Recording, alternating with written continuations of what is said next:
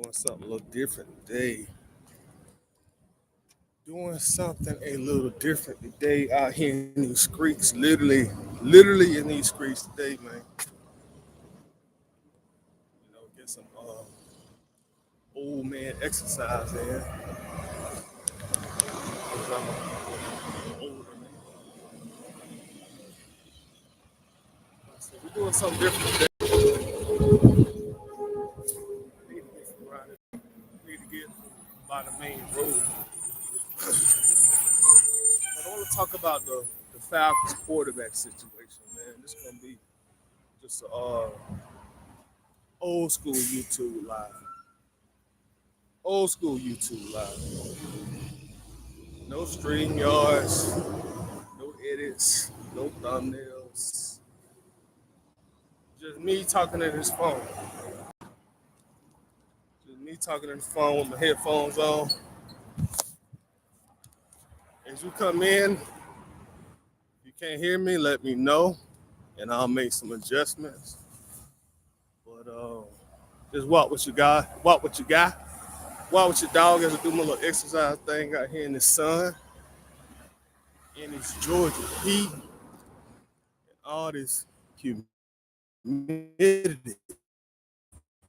It's been a hot summer, man. It's been a hot one. But I love summertime. Summer's my favorite season. Summer and spring.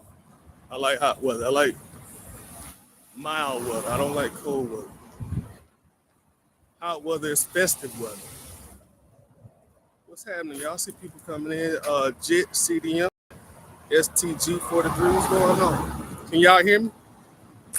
We're taking this back old school, man. We're going back to 2010 YouTube. Before the technology wave. No thumbnails, no edits, just a phone and a voice.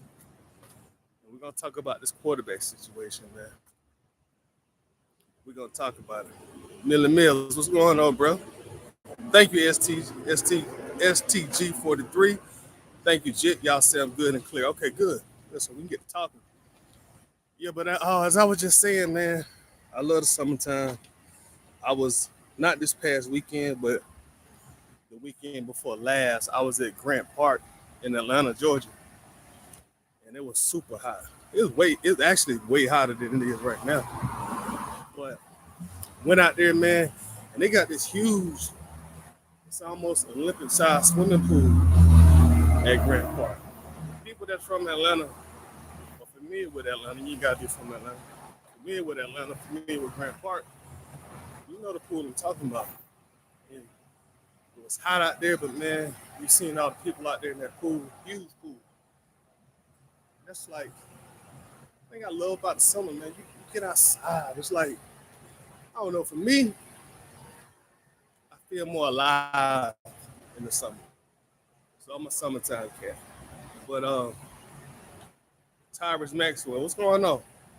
But I'm not here to bore y'all about the seasons, although summer's winding down. And fall is it's starting to quickly get upon us. Let's talk about our quarterback situation. Um, Quarterback situation, to me, it's like a circus right now. And I mean that in a respectful way. I don't really necessarily mean that like in a bad way. So don't hold a title against me. I mean that like in a respectful way. There's so much talk about the quarterback situation within our fan base, within the local media, the national media. It's like a circus right now, and it's something. What's up, my guy? It's something that you can't help but like to think about as a fan.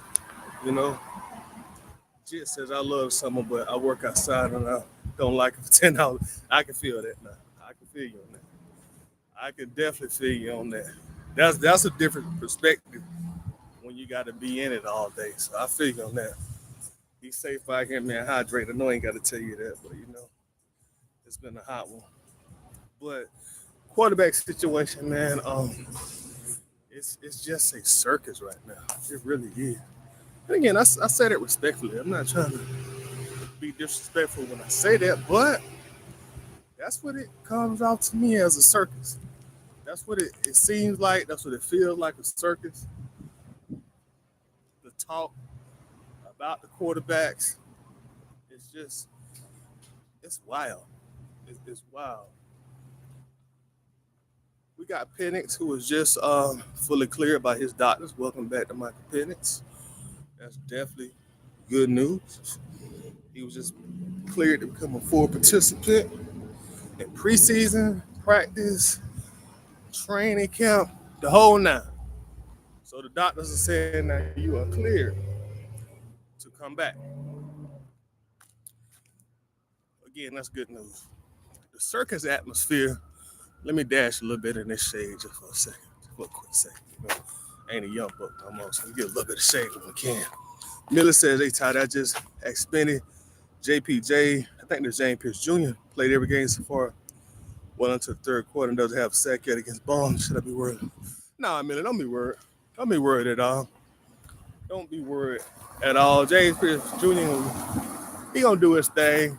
I'm not necessarily saying that he wasn't trying hard, but he was in preseason mode. He know that he gonna be suspended for 8 games. Obviously, I wouldn't be concerned about that. James Pierce Jr. gonna do his thing when he get back. So we know what he about. We seen it. I wouldn't be worried about that at all. I'm really worried. I'm more worried about him not finding himself into more trouble than anything else. But yeah, I wouldn't worry about that one bit. But the quarterback situation, going back to it being like a circus, right? Because it's just like, man, like the talk, the narratives, and all that stuff. It's just like, man, it's kind of, for me sometimes it's a lot to digest. Everything that's surrounding it.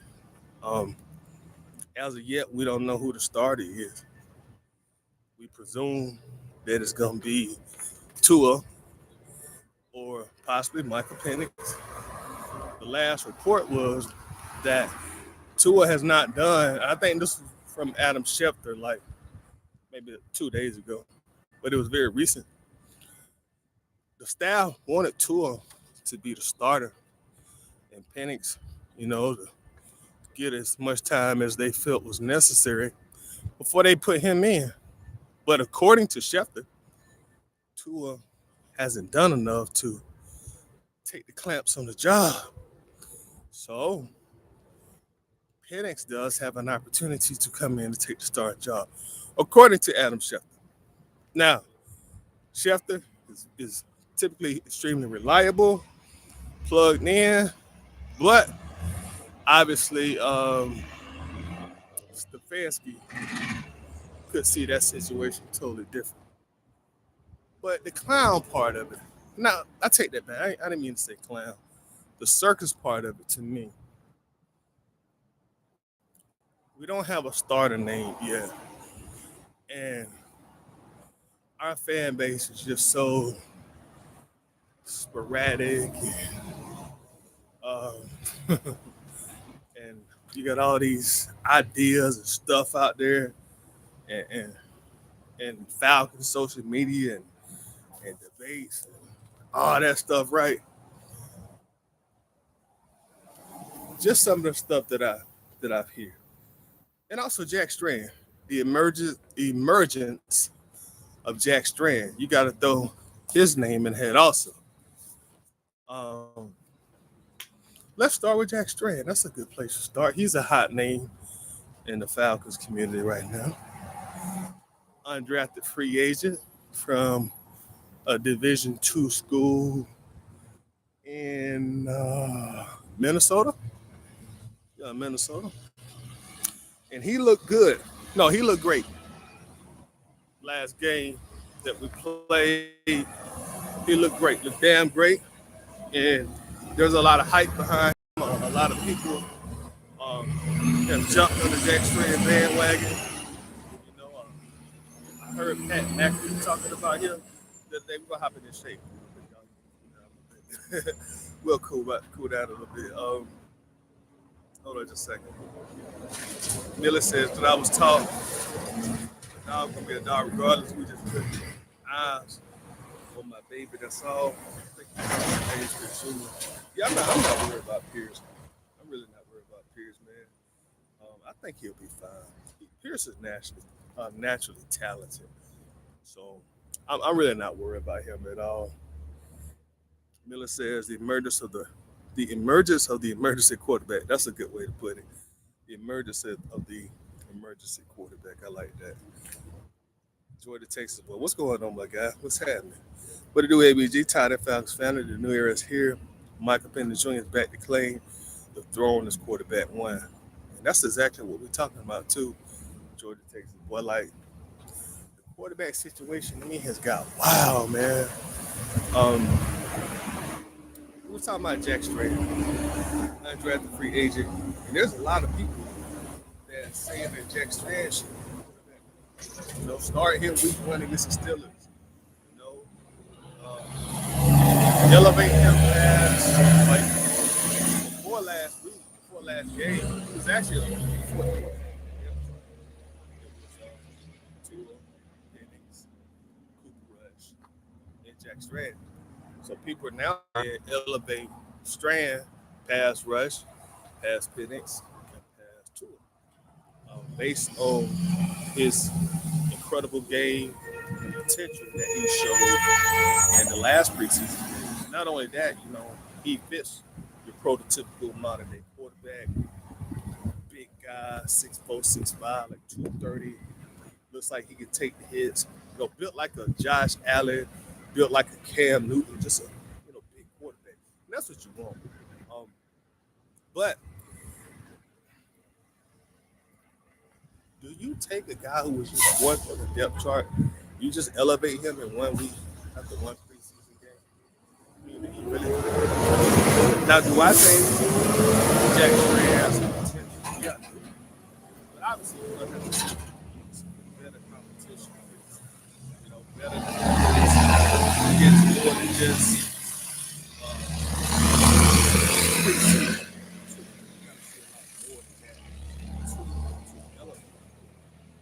And I don't know, man. Like, that's some of the circus because, like, people like, and it is a good thing in a sense because it is great to see that the fan base has some energy back. I give Jack Strand credit for that. He's really revitalized the fan base. I see and I hear excitement in people's voice once again. So I don't think that's part of the clown show. I think that's a good thing because as Falcons fans, it's been a real tough road. So that part I appreciate. I like that part. I like to see the fan base excited and feel like we got a potential in the player, especially at the quarterback, because that's just been such a pretty pathetic thing. The last 5-6 years somewhere in that area, but I just feel like people got to be realistic when you talk about Jack Strand.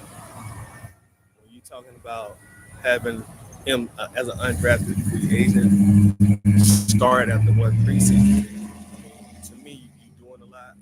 To me, you saying a lot. To me, you're not being realistic.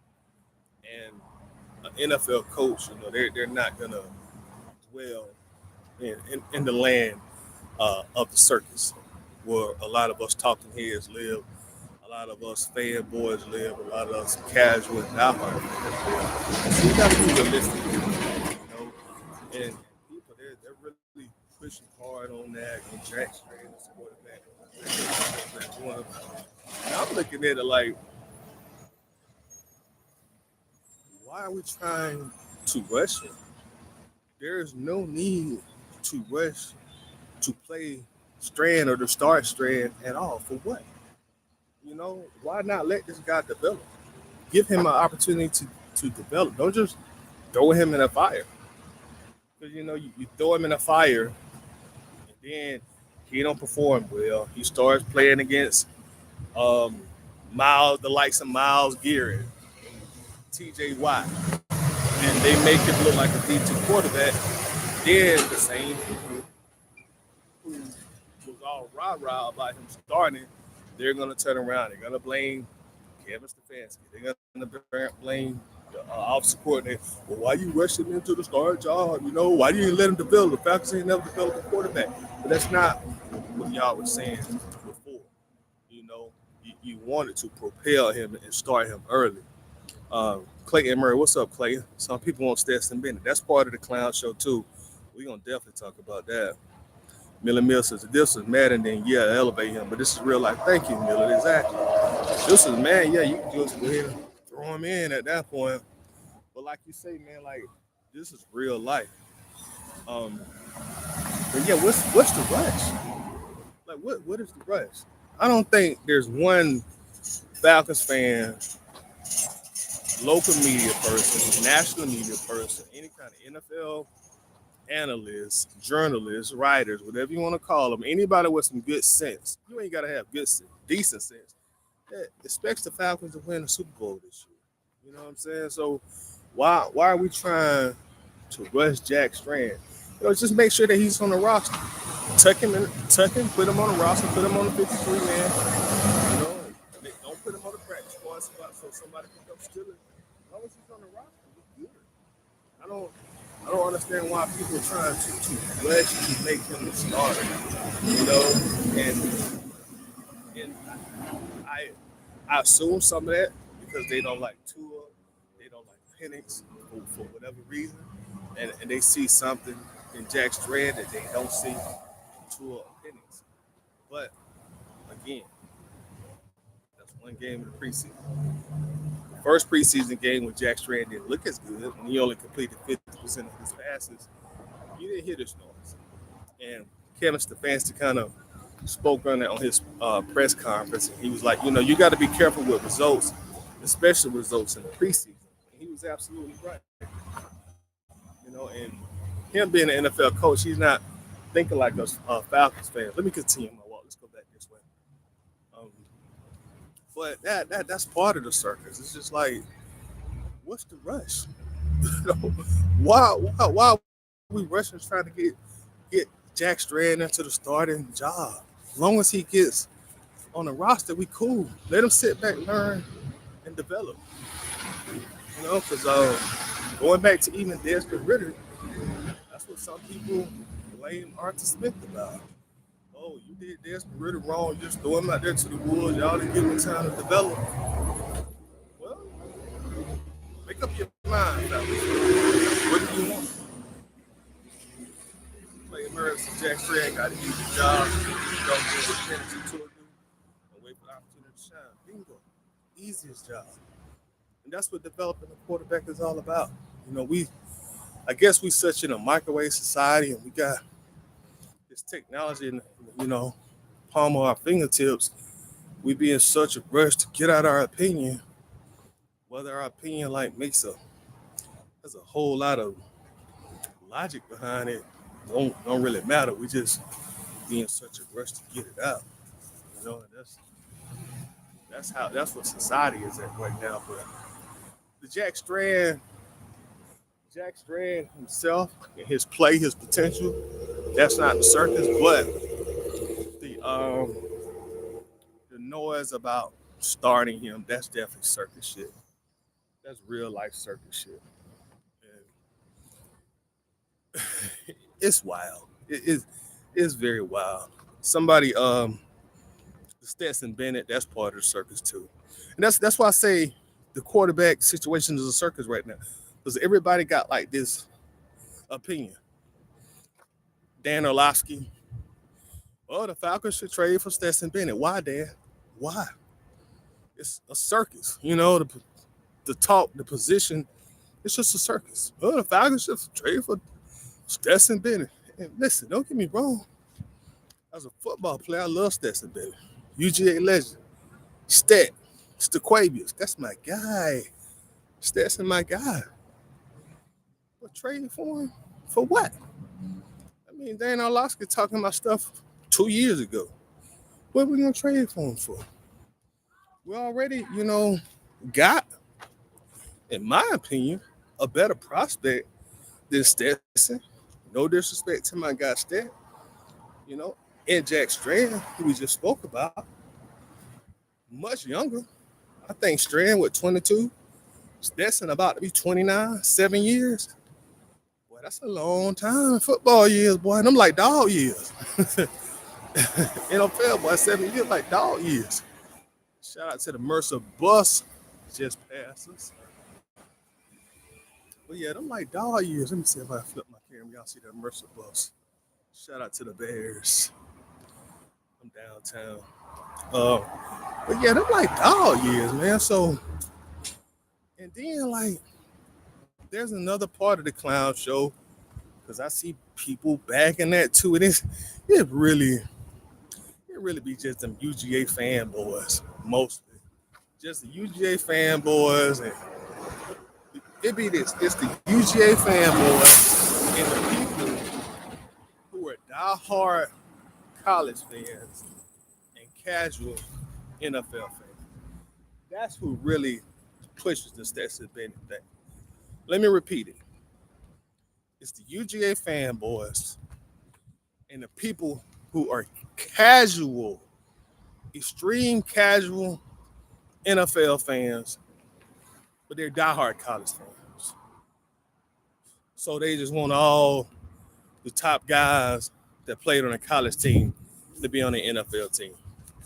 You know, like I hadn't played Madden in some years, but like I remember at one point Madden used to have that career mode. Start at high school, you go to college, you can go to NFL.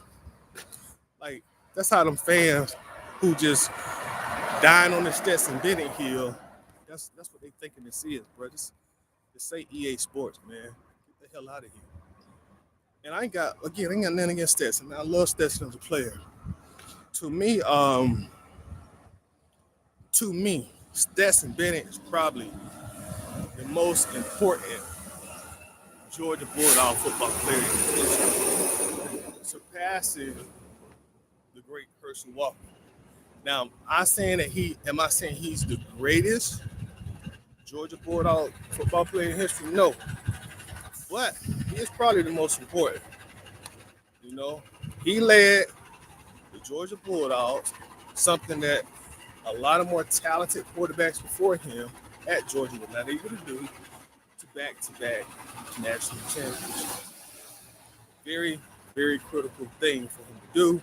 So I would probably say he's the most important. He's going to forever be a Bulldog legend. You know, once his NFL career is over, he can go ahead and win the Athens and get him a six-figure job. Honestly, probably $1 million job, seven-figure job. But them Bulldog fans, and I be sitting back looking sometime, I be like, man, y'all are giving Georgia, y'all giving us Bulldog fans a bad name. And I'm a homer. Don't get me wrong. I'm a homer. You know, I be trying to ease them Bulldogs into the Falcons too. But you gotta know when to leave certain shit alone. You gotta know when to leave certain shit alone. The Stetson Bennett train, we big it out there. And then you bring Stetson Bennett in. Now that means you got three quarterbacks in your quarterback room that you're trying to quote unquote develop. Bennett has never taken a snap in a regular season game. Damn, they're 30 years old. So you still got to develop him. Bennett, Jack Strand, and Michael Penix. You still have to develop Michael Penix. Penix is only started with 12 games. You still got to develop him. So now you got three quarterbacks. Your quarterback room, you're trying to develop. It's retarded to me. It's ridiculous. I take retarded back. They say you're not supposed to use that word anymore. But it's ridiculous. So, man, Georgia fans, y'all be giving us a bad name. And sometimes I be like, you know what? I see why people be going at the Bulldog fan. Y'all fucking ridiculous. It's just like when people say, "Well, we should have drafted Brock Bowers." He way been Kyle Pitts. Everybody knew Brock was a dog. No shit, Sherlock. We had just took a tight end in the top four a few short, a few years before that. You think they're gonna double down and take another one in the top 10 of the draft? You still got Kyle Pitts. Do I think Brock Bowers is better than Kyle Pitts? Yeah, of course I do. But you just can't do that man shit. Just, we're gonna trade him, drop him off, and let's just take another tight end in the top eight. We just gonna cut him and just take it. No, that's how the Georgia fans be. You still got Georgia fans now talking about that. Well, yeah, we should have got Brock Bowers. Like, hey, it's useless talking to you because you don't have any football sense. You lack you lack fundamental knowledge to hold the kind of football conversations I prefer to be in. But Stetson Bennett part of the clown show too. Uh, as far as the talk of drafting him, that's part of the clown show. And let's see. Let's go to Tua Tagovailoa. I think I'm getting better at saying his name. Tua Tagovailoa. I'm getting better. There's a lot of syllables in there. Like I tell you all the time, I'm a country boy, so. But I'm getting better. Tua Tagovailoa. Now, the clown part of the Tua talk is, first off, let me say this. We don't know what Tua is yet until the game starts, the season starts. That's what we'll know what we got into. But I'm hearing like all this talk now about, well, let's cut Tua. Why? For what? Every time I've been in a conversation with somebody, they say, especially after the Jack Strand exploded, the cut Tua talk exploded too. Well, let's cut Tua. Let's cut Tua. Why? Why are you gonna cut Tua in August? For what? And then I ask people that. I say, okay, well, what does Atlanta gain by cutting Tua? Are we gonna gain cap space? But what do we gain? Because if you could tell me, well, yeah, Toddy, well, we cut Tua, it's only a $4 million dead cap hit, and we gained $10 million on the cap. I'd be willing to listen then. If somebody can formulate that kind of conversation with me, I'll listen. But I say, what do we gain by cutting Tua? He sucks.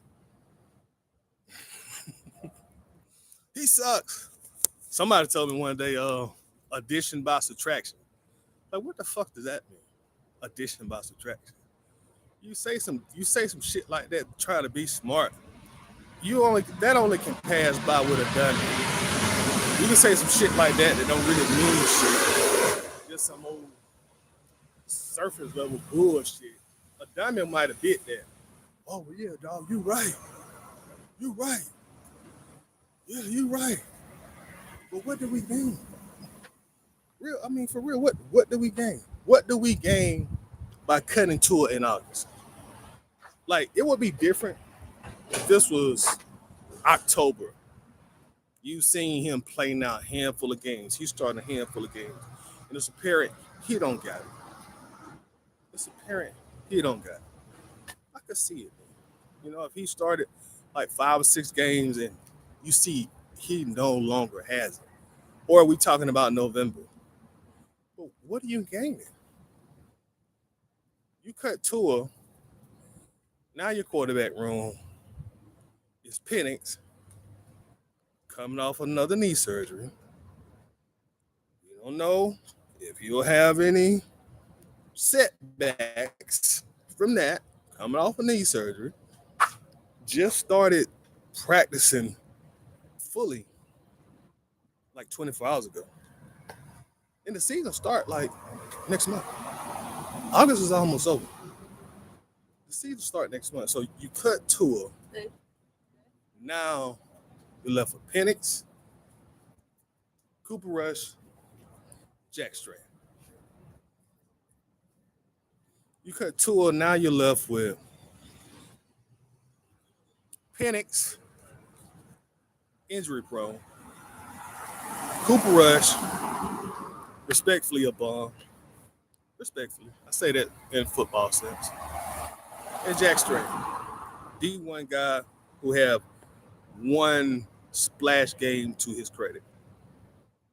What are we accomplishing by cutting Tua? Can anybody that's part of the cut Tua account? Let me look at the comments. Because maybe they see something I don't see. Let me see here. My bad, y'all. I lost the. I got behind on the comments. Just says doesn't need to be starting. We haven't seen enough of him. They need to give Michael Penix a chance when he's ready. Jack needs to be QB3 though. He'll be picked. He'll get picked off the practice squad. I agree with that. You put him as a quarterback 3. That way he's protected on your roster. Can't nobody come get him because you put him on the practice squad. He has that one game of tape out there. And then he just has a lot of energy around his name right now. Yeah, Pat McAfee talk about him. Somebody gonna come get him. I agree with you on that. Ray Bud 3000. What's up, Ray? Let me add this. According to Skip Bailey, we need to trade for. Oh, I ain't even got there yet. Ray, we about to get there. We definitely about to get. It's a circus, bro. It is a circus, dog. It's a straight up circus. We about to get to Shador. Straight circus. Clayton Murray says called PTSD. Some people way too impatient. Yeah, you're right. We've been trying to find foundation since Matt Ryan. Absolutely right. PTSD. That's a great description of it. Because that's definitely what's going on. Keon 229. What's going on, Keon? How you doing, bro? Damn, I just looked on Stetson Bennett yesterday, man. Stat damn to 30, bro. Stat damn to 30, bro. That's my guy. I don't mean to come on here and try to make it seem like I'm shitting on Stetson because I'm a big fan of Stetson. But what he did for Georgia.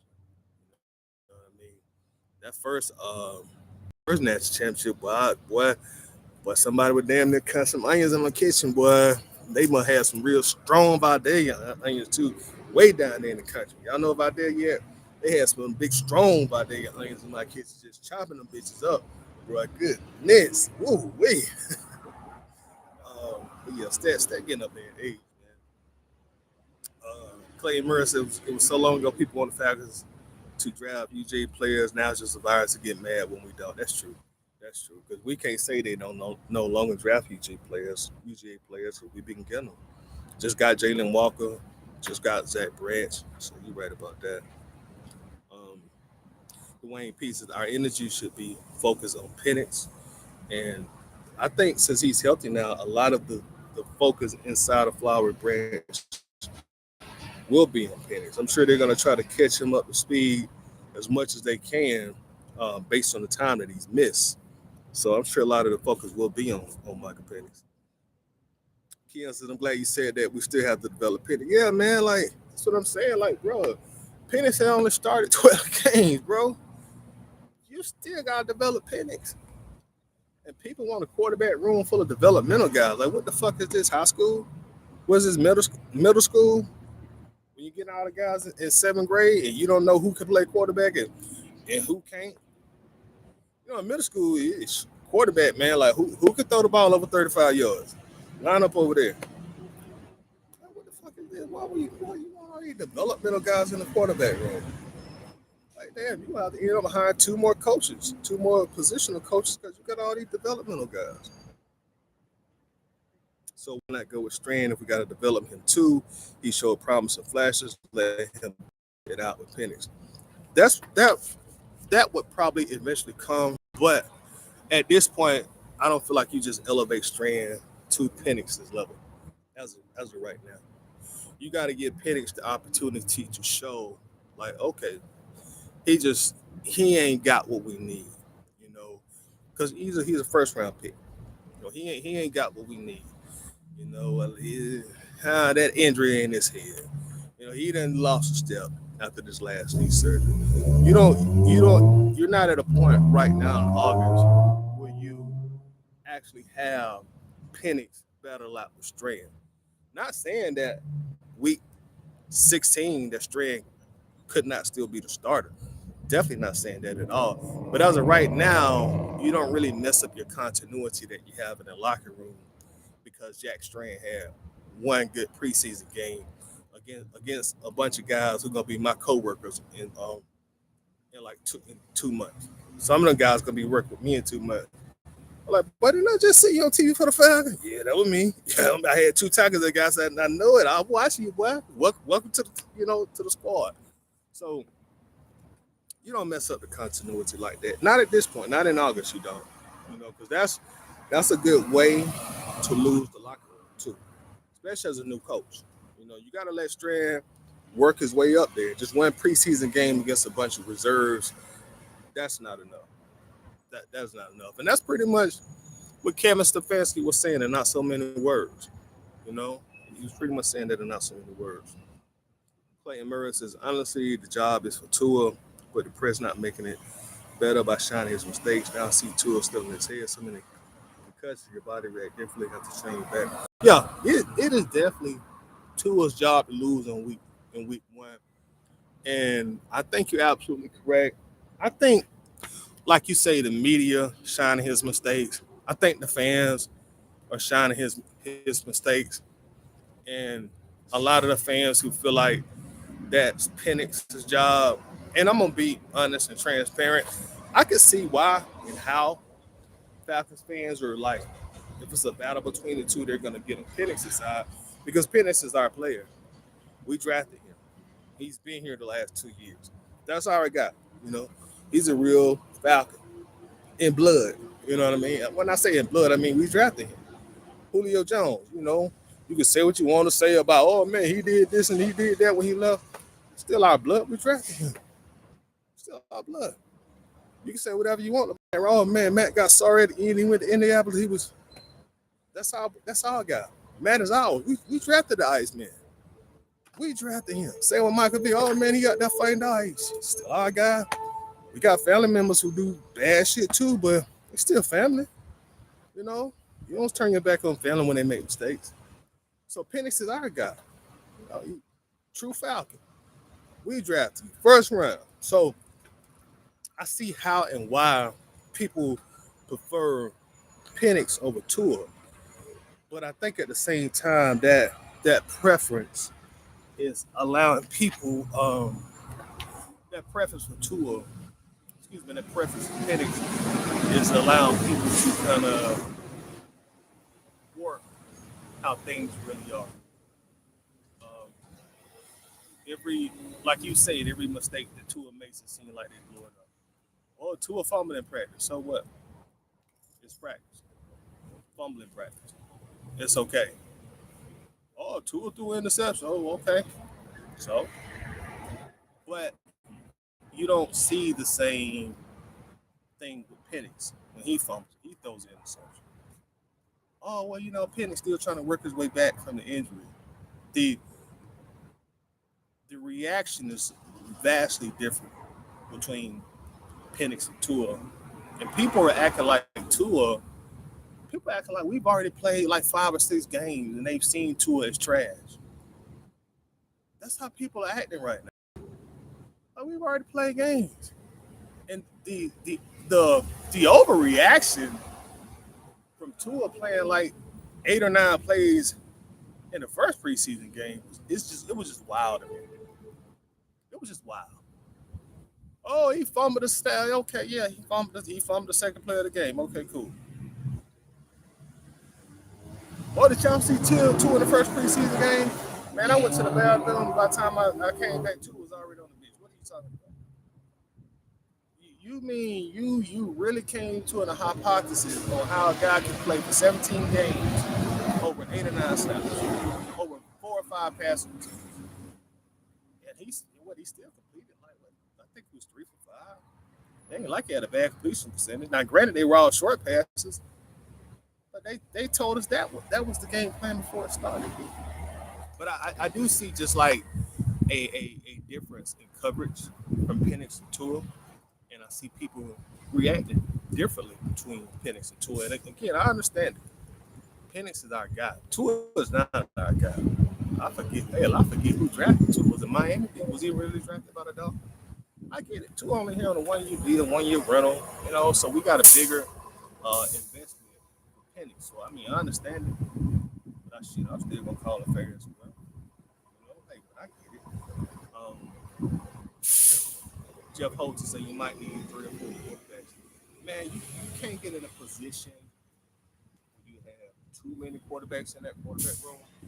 Because at that point, you're taking a roster space. You're taking a roster spot away from a position of need that may need that additional roster spot. To me, you don't put no more than 3 active quarterbacks on the roster. You got 4 in that quarterback room or on the active roster. If I get Penix to Jack Strand and Cooper Rush, no. Cooper Rush can go to practice team. And if anybody don't want to get him, so be it. We'll find his replacement. We'll find his replacement. People acting like Cooper Rush, like I've seen people say cut Tua back on the cut Tua train and move Cooper Rush to 3rd string. What? What the fuck, bro? Like, y'all tripping. Y'all are really tripping, man. Y'all tripping hard. Y'all tripping bad. Jeff Holtz said, just get through the season. Yeah, that's the most important thing. Just get through the season. We know we ain't winning no damn Super Bowl this year, bro. That don't mean I ain't going to be all 17 games and hopefully at least 1 or 2 playoff games be goddamn glued to my TV or in the bins, trying to root them on to a victory. But we don't have a Super Bowl roster just yet. Clay Mercer, Cooper Rush always been sad. Keon, so I'm in the rest of young. I ain't gonna lie, man. You young, but you got plenty of time. You ain't been through no bad times. You came up during the early Matt Ryan and Julio years, and you got to enjoy a lot of good times with the Falcons. An old cat like me, bro, coming up in the '80s and the '90s, seeing these choking birds just choke their way through all kind of decades. I done seen a lot, bro. And then you got cats older than me that seen even worse than I have. But the other part of the clown show is even with Penix, and I'm not trying to say like Penix is a clown or it's just like the talk. Like now, like now I hear people, well, Penix should start, and I'm not saying he shouldn't start. I still would start Tua. If I'm Stefanski right now, Tua still gonna go out there week 1. We going how we've been practicing most of the offseason. Tua still going. But the thing with Penix, because I'm reading everybody they rights. There ain't gonna be no hold ball. But the thing with Penix, like great he has a great arm in the sense of power in his arm, throwing power, arm strength. A lot of things he has to fix with his accuracy and some things with his mechanics. But if I'm looking at this holistically, it's like, man, how much confidence as a coach do you have in Penix right now? Because just less than a week ago, he was pretty much saying, hey, man, I'm scared to get hit. So how much confidence do you really have in Penix right now? I'm scared to get hit. He on Cam Newton show, yeah, I'm scared to get hit. It's still in the back of my mind, still in the back of my head. And although I appreciate and I respect his honesty, it's just like, man, that's how you feel? You scared right now? Kind of like when that cat gets drunk and the truth come out. Oh, damn, that's how you feel? That's what's on your mind? So I don't know how I feel about Penix starting right now. It's like I say, man, it's a circus right now. It's really truly a circus. And then we're about to get into the Shador stuff now with Skip Bayless. We're about to get into that more of the circus. Um, Keon said, "Oh wow, I just realized I was behind on live." Yeah, this is the old school YouTube live, man. No YouTube, no thumbnails, no StreamYard, no editing, just a phone and a voice. Straight old school. Noah, what's going on, Noah? Do you trust Kevin Stefanski to to develop Penix. I don't know, man. I really don't know. I don't know a lot about Stefanski. I really don't, bro. I really don't. Development of a quarterback to me goes two ways. The coach is extremely important, but the player that he's developing is very important too. I'll give you an example of that. If Kyle Shanahan couldn't develop Trey Lance, then Trey Lance just couldn't be developed. So a lot of it is player related too. The player got to have the talent level. The player got to have the dedication. The player got to have the mental fortitude. You know, you know me, Noah. You've been around a lot, man. You know I'm not one that just sit here and get on the camera and blame all the failures on the coaching staff. You know me. That's not gonna be me. The player hasn't wanted three times as bad as the coach wants. You know, the coach is there to complement the talent. Coach is like the cherry on top. You know, um, well, I'm trying to think of an example that makes sense. You can have a delicious steak, a delicious steak. You can eat that. Some people say, man, if you got a real good steak, you don't need nothing on top of it. The steak is the steak. The steak is the sauce. You know, and to me, a coach is just like, hey, a little extra topping on, a little extra garnish on that steak. That cherry on top of that pie.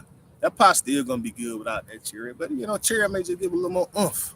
When you put a little lemon in that pasta, a little lemon juice in that pasta, that pasta still gonna be damn good, but that lemon juice just gonna give a little more oomph. So that's kind of how I look at coaching, man. That shit gotta be in the player more than anything. For me, just say Russia's got to cut. I agree with you on that. He definitely got to cut. Clayton Mercer, I think Deshaun Watson still want to come to Atlanta. No, he don't. we don't want Deshaun. Hey, Deshaun, we good on that. We good on you, big dog. You in the Stetson Bennett boat, but even worse. Thank you for not choosing us and choosing Cleveland. Why you saved us a lot of headaches. Now we are all the way good on Deshaun Watson. I mean, all the way good on Deshaun. Keeping Browns is a joke, but seriously, for the love of football, guys, please don't let us get. Nah, Deshaun ain't coming. Deshaun didn't. Noah says 18. No shot in Watson. You right about that. So I remember I used to say tank for two before you got here. Everybody used to say that, bro. Everybody used to say that. Keon Satua got to be sticking up in practice, though, if they talking like this, unless the media pushing it. So it could be a combination of both. I think they just magnifying his mistakes, to be honest with you. But I'm not there in person to see, so we have to depend on the guys who there at practice to tell us. Shador Sanders, man, like Shador. Let's talk about Shador. Part of the circus too of Atlanta quarterbacks. Thanks to Skip Bayless. Skip Bayless stepped on that ant bed, and them ants went crazy. Bro. Skip Bayless is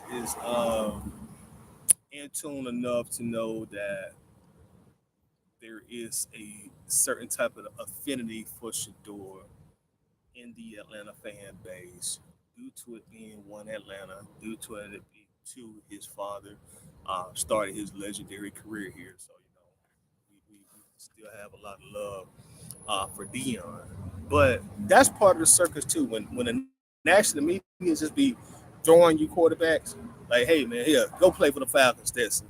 Let's just throw him to the Falcons. Even though the shit don't make sense, let's throw him to the Falcons. Skip Bayless, man, let's just throw Shador to the Falcons. Even though they don't need Shador at this point, let's throw him out there. That's part of the circus. Quarterback situation is circus right now. No foundation, no stability. We don't have nothing for certain. I'm sitting here defending Tua somewhere in practice, but there's nothing substantial to say that Tua just ain't ass right now. He just ain't ass. There's nothing substantial to say he's not ass. There's nothing substantial to say Michael Penix is just not a top tier backup for the rest of his career. A top tier backup that'll play for 12 years and make a great living for his family, but he's not starting quarterback material in this league. There's nothing to say that Jack Strand just didn't pop for a preseason game, like Kurt Benkert did, a few years ago. Pop for a preseason game, and that's it.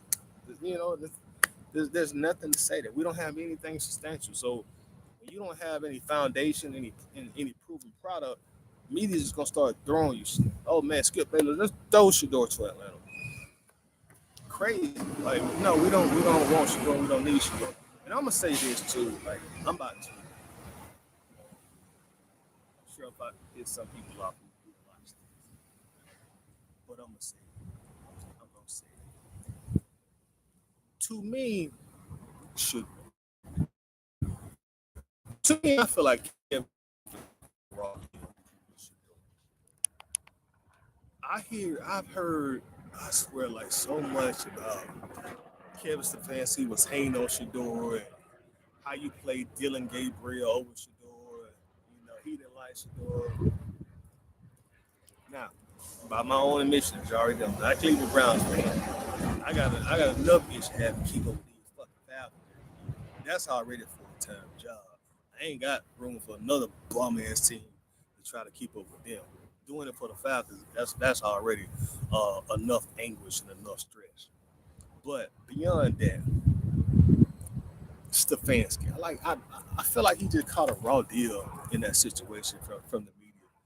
Dravis A. Carr says, "What up? What's going on with you, brother? Appreciate you coming in."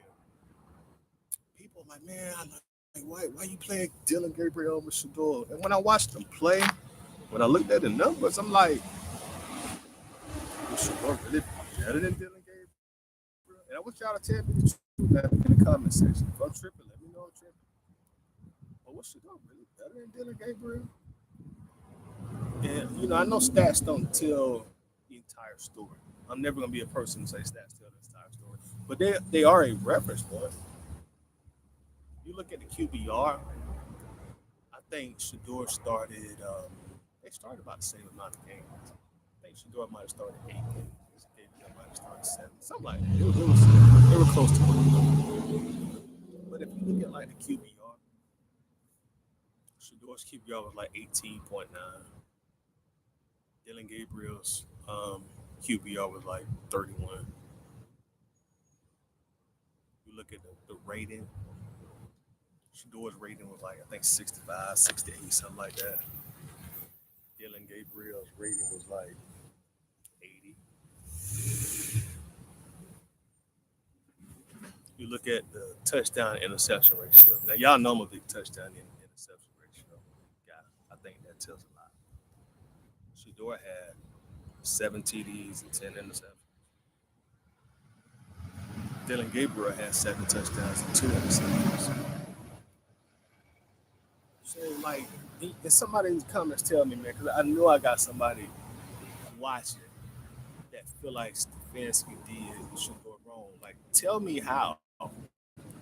Like, when I was watching last year, I just looking at Shador and I'm like, he not good like his fan base think he is. At least not yet. And as a rookie, I don't expect him to come out and be Josh Allen or Lamar Jackson as a rookie. But I was watching him, I'm like, why people going crazy? Like to me, y'all are fanboyed out right now. The uproar doesn't match his actual performance on the field. Shador and Bronny James. Shador and Bronny James. People look past their obvious flaws because of the love they have for their fathers. Shador and Bronny. Bronny is not a NBA caliber player. He ain't. He ain't an NBA caliber player. His dad is LeBron. And then I see LeBron fans be going crazy trying to defend Bronny. I see Dion fans going crazy trying to defend Shador. You know? And I didn't want Stefanski to get hired. Stefanski wasn't even in my top 10, but I don't make the decision. But I didn't see anything he did wrong in the Shador Sanders situation last year. And people act like Shador didn't start half the season. Oh, what are y'all complaining about? He's a rookie. He started half the season. Like, what's the complaints? Well, he won more games than Dylan Gabriel. Well, shit, they both had losing records as rookies. And don't get me wrong, winning is the most important thing, but were they winning because of Shador's play or were they winning in spite of Shador's play? Let's be honest. So Shador Sanders, I'm good on Shador coming to Atlanta. I'm good on it. I'm not a Shador hater. I am a truth teller as I see it, and I don't see it with Shador. Don't see it with Bronny. I think they're kind of in the same boat. You know, like.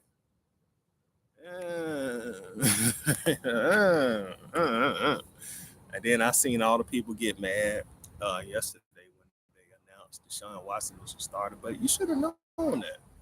Like, no folks gonna still try to get some of that money that they done blew on him. They still gonna try to get some of that money back.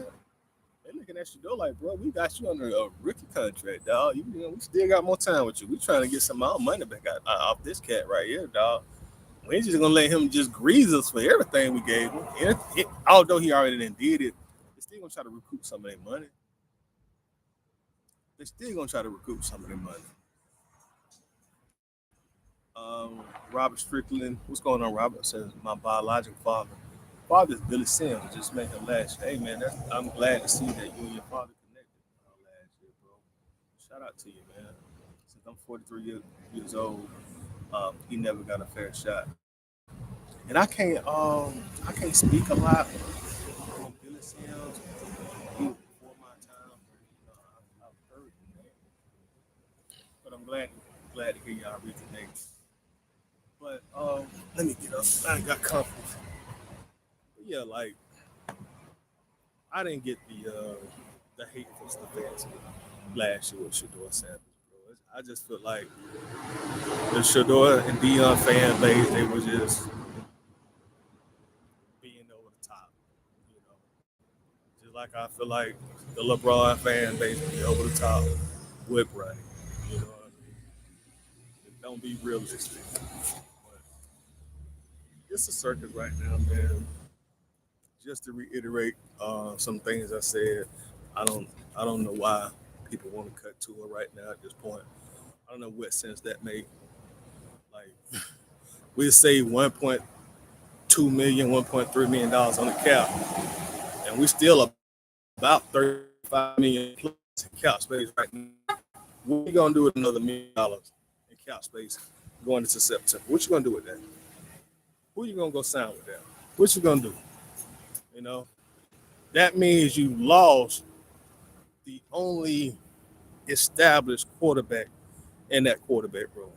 You cut you cut Tua, now your quarterback room is a extremely injury prone Michael Penix coming off an injury. And you don't know what his mental, you don't know where his mental at.